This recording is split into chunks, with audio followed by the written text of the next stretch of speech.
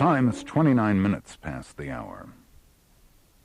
Support for National Public Radio comes from this and other National Public Radio stations. Contributors also include BigChalk.com, an online education network offering internet-based curriculum materials featuring NPR news coverage. The William T. Grant Foundation, helping the nation value youth as a resource through research and programs. The Horace W. Goldsmith Foundation, for support of the NPR endowment, helping to ensure NPR's financial future. And the John D. and Catherine T. MacArthur Foundation. This is NPR, National Public Radio. Morning Edition is made possible in part by Ziggy's Cafe. Open 24 hours and serving breakfast all day. The newly remodeled Ziggy's Cafe is located 3 blocks south of Bass Pro at 2222 South Campbell. On the web at www.ziggyscafe.com. And additional support for NPR comes from White Wave, the makers of Silk, a lactose-free organic soy milk available in the refrigerated section of supermarkets and natural food stores. The time is 7:30, and Michelle Skaliski is next with the next installment in our Sense of Community, Sense of Place series. I'm Michelle Skaliski. Thanks for joining me for another program in A Sense of Community, A Sense of Place, a year-long series exploring the culture, history, and traditions of the Ozarks.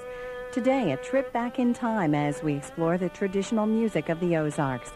Support for A Sense of Community, A Sense of Place is provided by Silver Dollar City.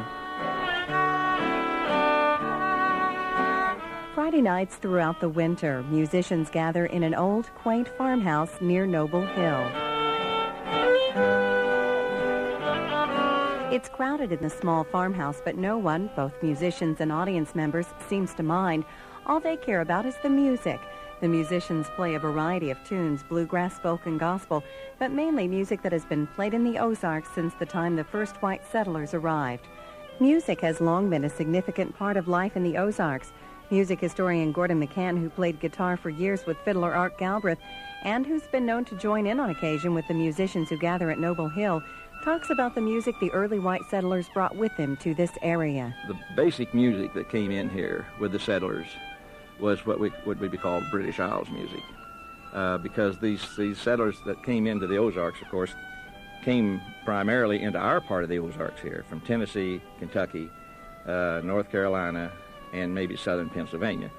And, of course, the ones that came like from North Carolina and southern Pennsylvania also have probably stopped for a while in Kentucky and then maybe Tennessee and then on into here.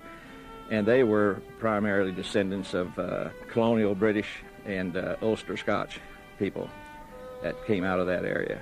So that's primarily, in fact, when I was growing up in this part of the Ozarks, in this southwest Missouri and northwest Arkansas, when people would ask me, where are your people from? Well, I didn't realize they were meaning what nationality, what country. I'd say Tennessee, because a large percentage of the people that settled here, and mostly from eastern Tennessee. And so they brought this music with them. The first fiddle music to come into the Ozarks that we know of came with the French in 1720. When more and more people began moving to the Ozarks, bringing their fiddles with them, the music became a significant part of Ozarks culture. Next to the human voice, the fiddle is the instrument of the folk in Western civilization. I don't care if you go to South America or you go to Scandinavia or Germany or any place like that. The fiddle is right next to just below the human voice as an instrument of music for our people.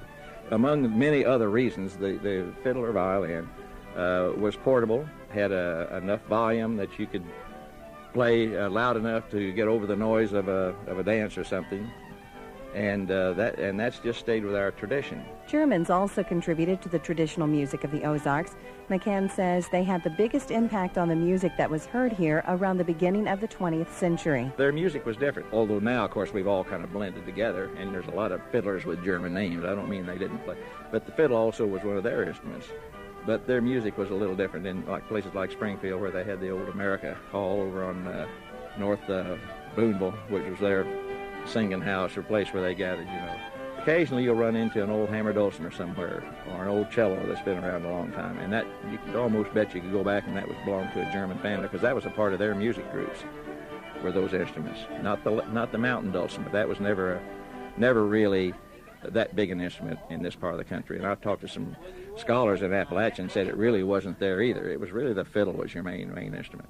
While music is still an important part of people's lives in the Ozarks, it must compete with other forms of entertainment, such as television. Years ago, however, McCann says music was vital to the well-being of many Ozarkers. Stop and think, how important is your television set to you? This was at the end of a hard day. They had no radio, no television in your very early ones, you know. Of course, the Victrola was really something when it came along with the 78s. That gave them... See, it used to be the Ozarks has really kind of hung on to a lot of these traditions that have been lost in other states because we were more or less isolated, not completely, but enough that we were off the mainstream of things for a lot of years because of problems with roads and transportation, that type of thing. And we hung on to a lot of the old-time culture, really. And when we say Ozarks culture, it's not really an Ozarks culture. It's a culture that happens to be in the Ozarks right now. But it's the same thing with Tennessee and, like I said, where it all came from. Music parties similar to those held by early Ozarkers are still going strong in the area. Ted Sayre and his wife host the gathering near Noble Hill and have been doing so for about 30 years. I've always liked fiddle music. I've been a little bit silly about fiddle music.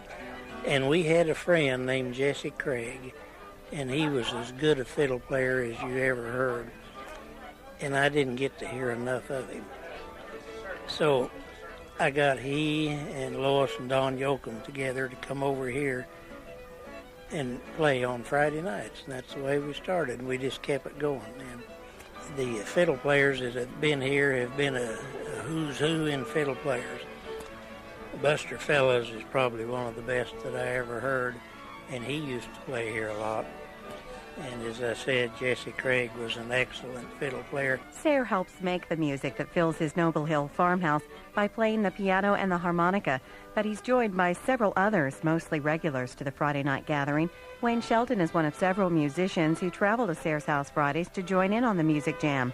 By day, Shelton is an ophthalmologist, but at night he plays the mandolin. I just like the music, obviously, and like the fellowship of everybody getting together and playing. There's just nothing quite like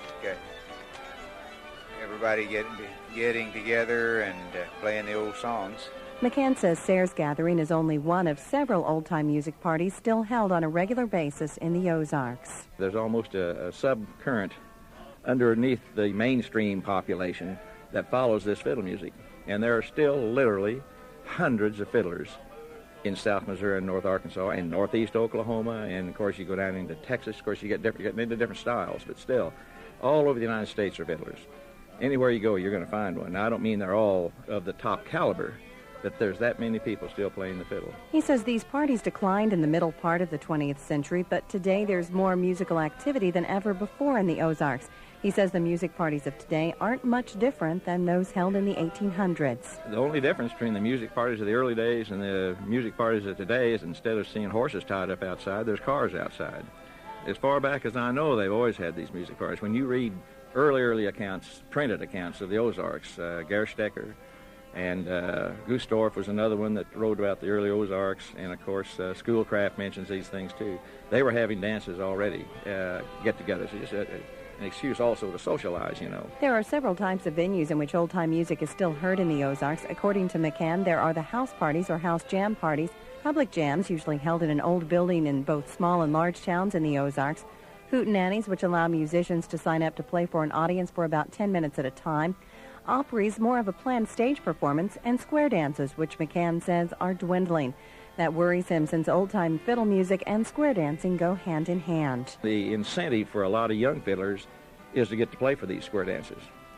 And if there's no square dancing, really about the only other thing other than all these parties I've mentioned, these gatherings, is to go into contest fiddling. My only problem with this, with the contest is, of course, there's money involved, and there's fame to get up in front of the crowd and get first place and all that.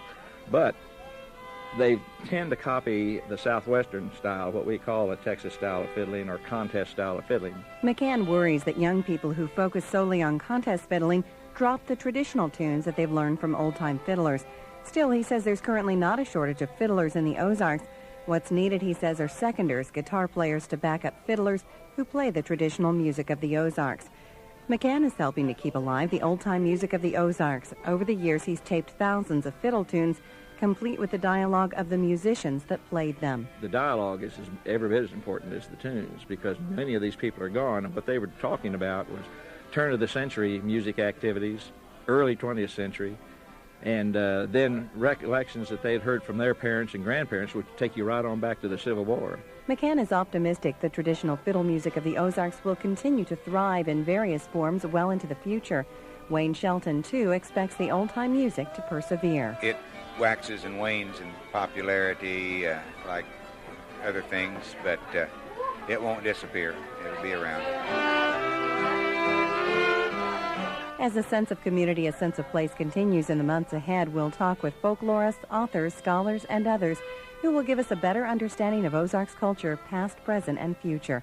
Support for A Sense of Community, A Sense of Place is provided by Silver Dollar City. For KSMU, I'm Michelle Skaliski.